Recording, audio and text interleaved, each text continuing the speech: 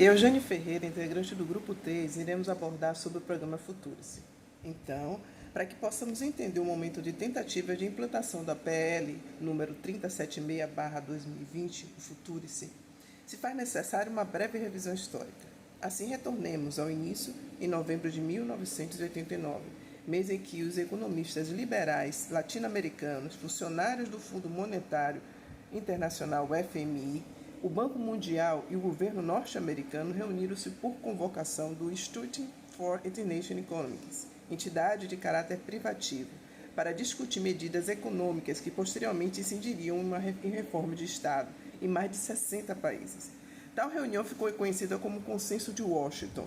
Em seguida, recordemos os 8 anos do governo FHC, que nos trouxe 10 medidas originárias do Consenso de Washington e que passaram a ser operacionalizadas no Brasil, ideias que integraram e deram base ao plano diretor da reforma do aparelho do Estado, documento publicado em 1995, que introduziu mudanças econômicas de natureza neoliberal no Brasil.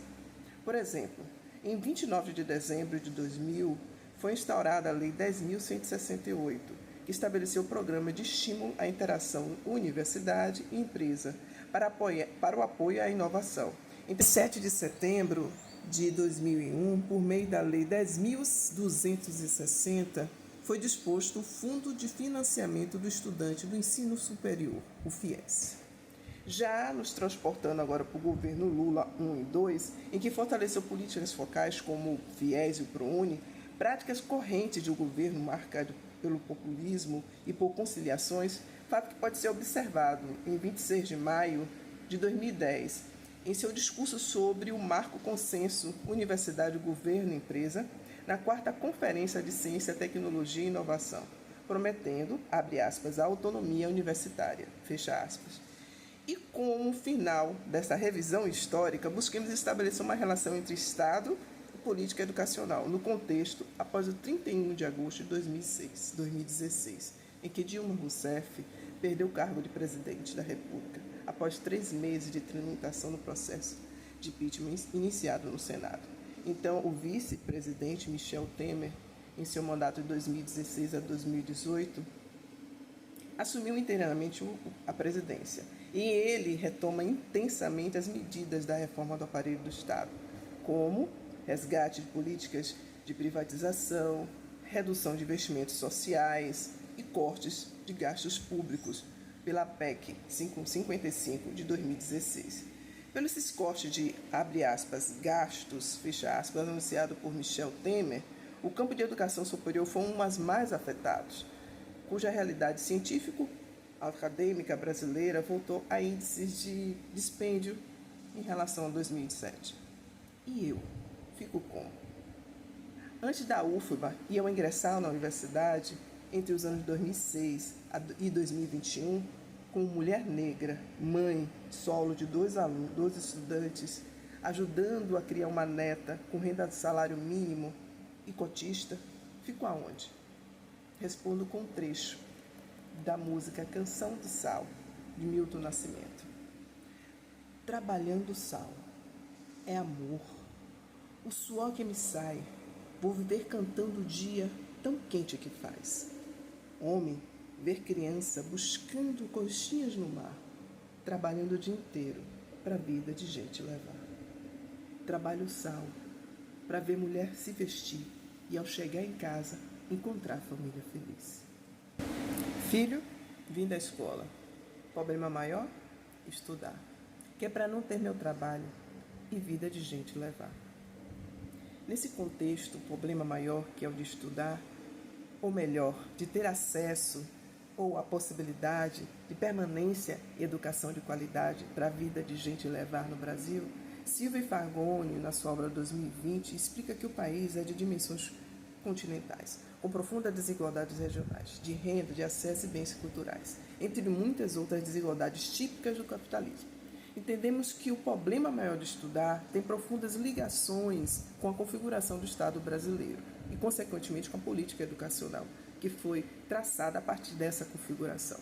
Segundo Cruz e Silva em sua obra 2016, ainda não temos no Brasil, em pleno século XXI, um sistema de educação que possa ser denominado nacional, dadas as profundas disparidades entre redes e sistema de ensino, entre estados e regiões. Para que vocês possam analisar comigo essa configuração de Estado, trago um breve relato do meu caminho rumo ao ensino superior, nesses espaços de resistência e de fortalecimento na perspectiva cultural e formação humana no pensamento de Antônio Gramsci. Em 2006, engajei-me nos movimentos negros, como o Instituto Steve Biko e o CEAFRO. No ano de 2009, retornei ao ensino médio através da EJA. Em 2012, passei a cursar o pré-vestibular para afro-brasileiros no Projeto Social Quilombo da ilha aqui de Itaparica. No ano de 2012, fui aprovada no processo seletivo das universidades públicas, no IFBA, no curso de matemática, na UNEB, no curso de pedagogia e na UFBA, no curso de pedagogia também. No segundo semestre, em 2013, passei a cursar a pedagogia na UFBA e, como cotista, busquei a estratégia de permanência na universidade durante toda a minha graduação, entre os anos de 2013 e 2021, participando como bolsista nos programas de iniciação científica. Em 2019, com o contingenciamento das verbas das universidades e institutos federais, fizemos protestos por todo o Brasil, virtualmente e nas ruas. Nós, alunos, professores, manifestamos contra as medidas do governo, o qual, em vez de dialogar com a comunidade acadêmica, assumiu atitudes impopulares, sem diálogo com o povo. A medida resultou em corte de bolsas de iniciação científica e pós-graduação, financiamentos em que entraram no pacote de contingenciamento e antecederam a sintomática apresentação do programa Futuros, que foi em julho de 2019. Ou seja, o Futuros surge ao mesmo tempo que as universidades e institutos federais passam por uma série de crises orçamentárias, que vem acontecendo por conta da diminuição do valor, passado pelo Estado para as universidades. Tudo colaborando com o programa neoliberal no Brasil. Tive dificuldades no deslocamento para ir à universidade. Os custos de transporte eram muito altos, da travessia de Itaparica a Salvador, para estar nesse contexto universitário de disputa e de mobilização e de pertencimento, o espaço acadêmico.